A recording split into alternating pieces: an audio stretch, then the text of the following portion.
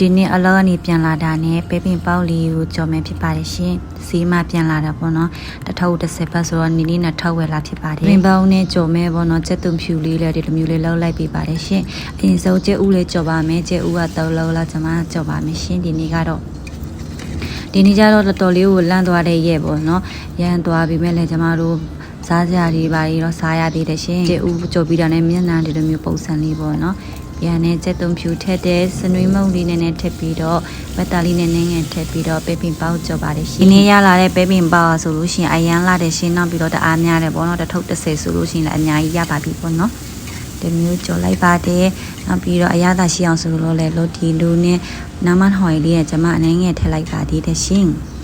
ဒီလားဆိုရင်တော့ပါပြီပေါ့နော်ကြော်ပြီးတာနဲ့မျက်နှာလေးတွေလိုမျိုးလေးပေါ့နော်တိတ်တအားလုံးလည်းမကျစ်အောင်ဒီလိုမျိုးလေးရလာအောင်ပေါ့နော်ရှင်နည်းနည်းလေးမြင်ကြည့်လိုက်ပါသေးတယ်ရှင်ပြီးတာနဲ့လေ